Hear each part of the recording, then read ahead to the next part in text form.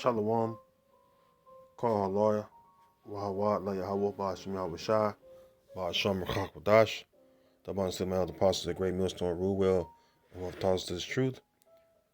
Honors and salutations to you, fellow laborers out there doing the work of truth and sincerity. Shalom to you, and shalom to the few Wap that believe, listen, and learn. This is an article I caught on the news feed. It says, asteroid discovered hours, hours before, excuse me, Slocky had the hiccups. It says asteroid discovered hours before Earth impact. And it's from earthsky.org. It's dated March the 13th, so it's a few days ago, 2022. And the simple thing is about the chariots is I'm not gonna make this video long. Is that the chariots of the Lord, or also known as the chariots of Israel, which the so-called white man, his true nationality is Esau Edom. He calls them UFOs or UAPs. And if you don't know, UFO, unidentified flying object, and then UAP is a unidentifiable aerial phenomenon, if I'm not mistaken. And pretty much, you know, Esau, he's dismayed at them because he knows they out there, and how he knows what they are is because he see men of the Lord teaching about it. So, um, even though he denies it, but 2017, 2018, he had to come forward and say they really exist because he know the chariots are out there, and the chariots have the angels in them. And so when you hear this asteroid nonsense, it just makes no sense because there's never no footage of where it landed. No, asteroid is supposed to be a big rock. If it's a big rock,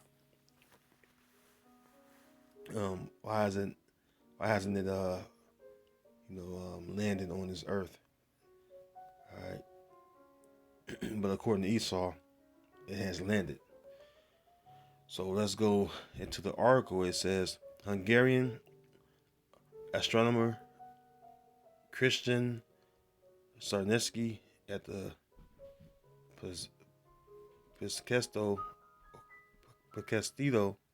mountain station, part of Conkaldi Observatory near Budapest. I believe Budapest is it's around about Turkey, I believe. It says discovered a small asteroid on March 11, 2022, just 2 hours before it struck Earth's atmosphere. The asteroid is believed to have started out about 10 feet, 3 meters wide, now labeled 2022 EB5. This object entered Earth's atmosphere north of Iceland at 2122 UTC. That's the time zone. I don't know what the U means, but I know it's a time zone over there in Iceland, towards the UK, over going towards that way. I believe it says on March 11th, orbit simulation expert Tony Dunn on Twitter commented, pretty much, pretty much, there's never no evidence of if it's striking or landing on Earth. And Esau's big into archaeology. All right, he's all about archaeology. Where he reads something from the scriptures, then he'll take his archaeologists around the earth and see if it's true. All right. It says, "Did you see or hear it? The asteroid is estimated to have been moving at a speed of about 11 miles per hour. That's in contrast to Earth's own speed in orbit of 18 miles per second. Its flight through our atmosphere would have caused all or part of this small asteroid to vaporize due to friction with the air." Yeah, it's always some excuse. So it's Headlong, so its headlong flight through our atmosphere should have caused a bright meteor or shooting star, often called a fireball. Which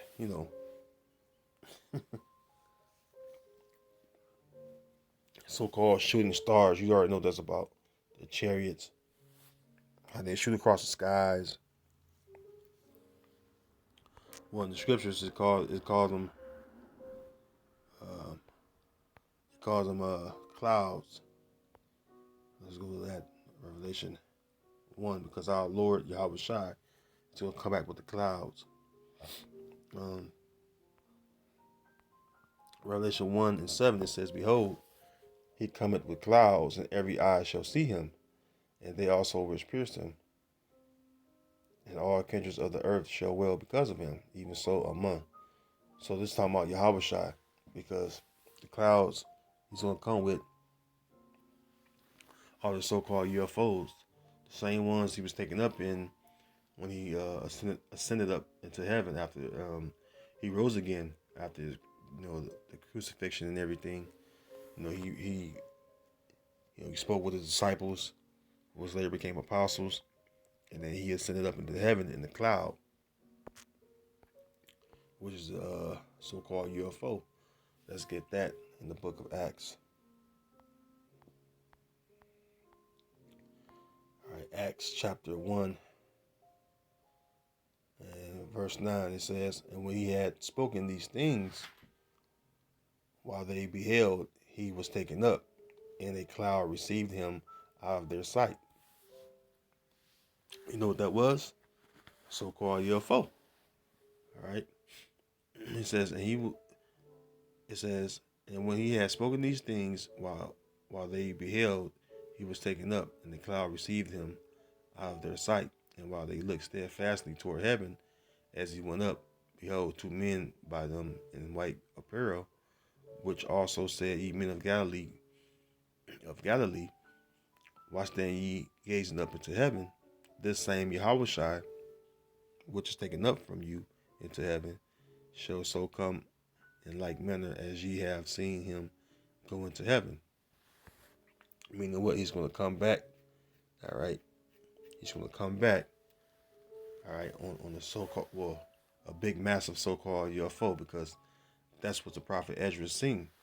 All right. When he seen Yahweh Shah come back in the vision on that massive chariot, he called it a mountain. Let's get that first Ezra's. Excuse me. Second Ezra's chapter 13. It says Second Ezra's 13, and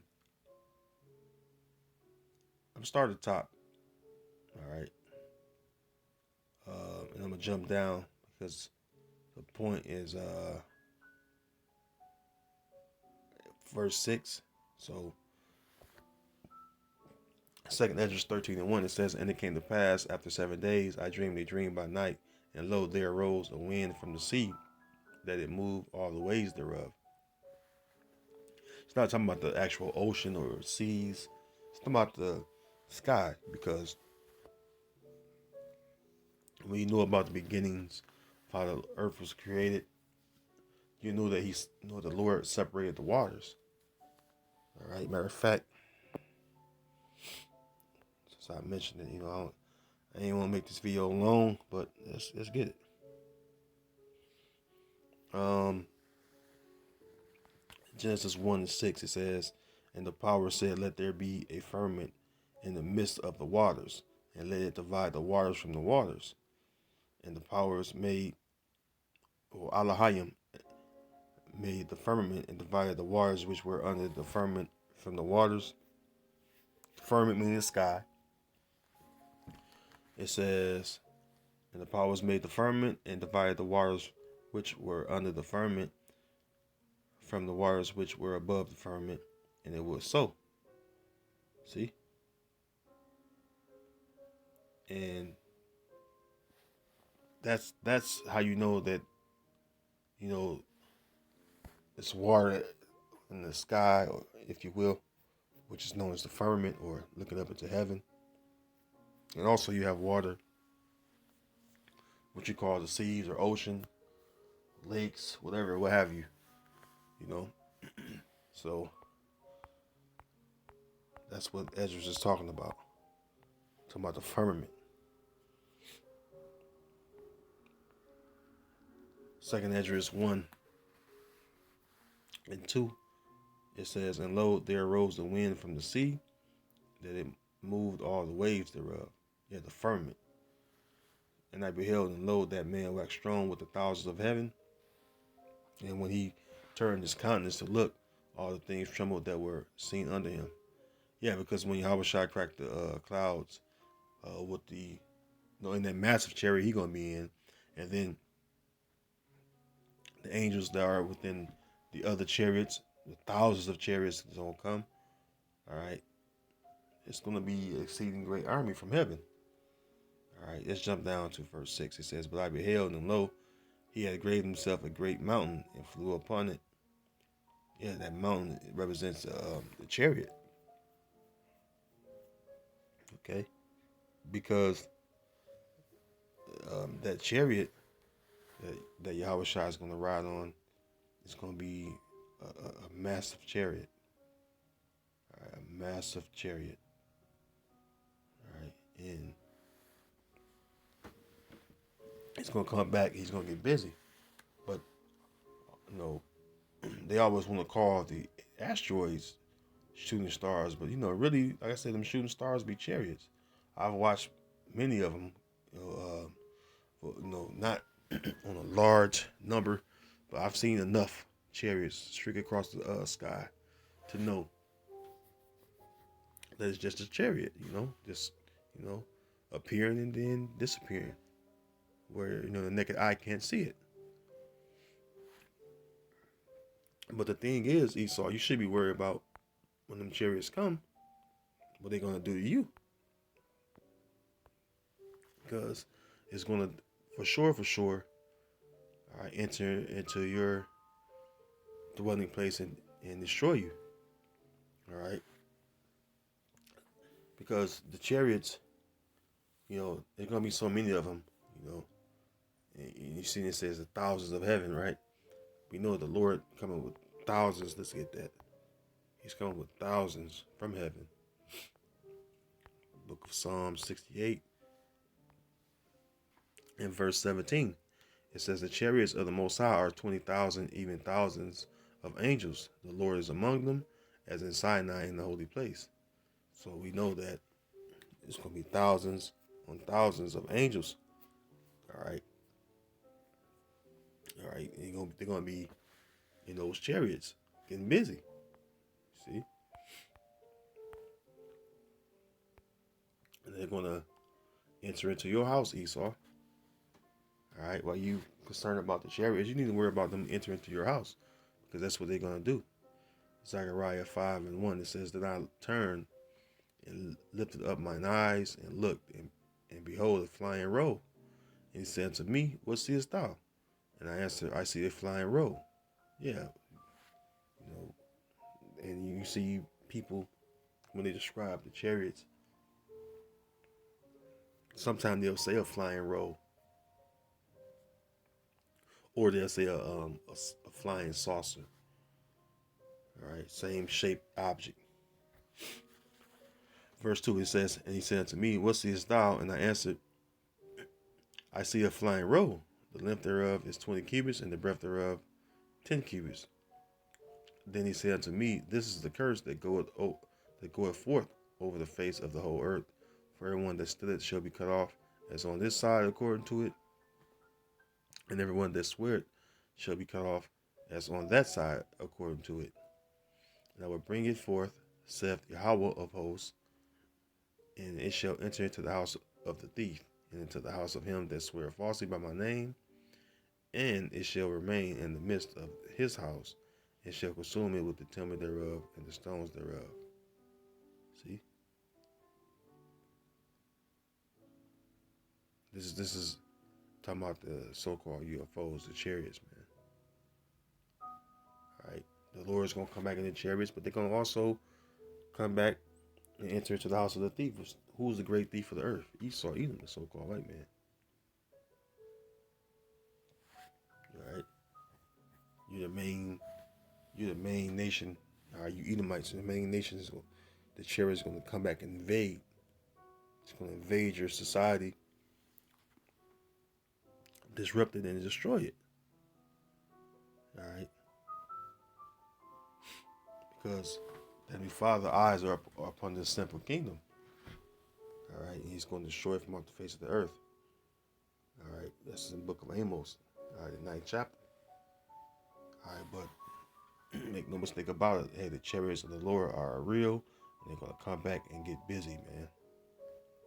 All right, and when they come back and appear, yeah, you forget about it, Esau. All right, because they're gonna get busy on you, and then also can't forget this. Those are the salvation vehicles of Israel. Let's get that. The Wisdom of Solomon, the 5th chapter. Wisdom of Solomon, chapter 5, verse 2. It says, "When they see it, they shall be troubled with terrible fear, and shall be amazed at the strangeness of His salvation, so far beyond all that they look for." Yeah, you know why they're gonna be so amazed? Because they're gonna see those chariots getting busy, all right, zapping people, destroying infrastructure and all that, destroying military equipment. And at the same time, before those missiles hit, they're gonna beam up the elect of the nation of Israel. All right, that's the strangest of His salvation, meaning whose salvation? Jacob's salvation, the elect of Jacob, the children of Jacob, the sons of Jacob, right? And the rest of the 1/3, which are other men, women, and children. All right. So this is going to be, this is going to be an amazing event that's going to take place when those chariots appear in mass, or in many numbers, I should say. All right. But they're never crashing on the earth. There's never no asteroids crashing. There's always going to be, misinformation about the chariots. All right. Because Esau wants to hide the truth, but the truth is out there. So anyways, with that, I want to say, Lord willing, you were edified. Until next time, I say shalom.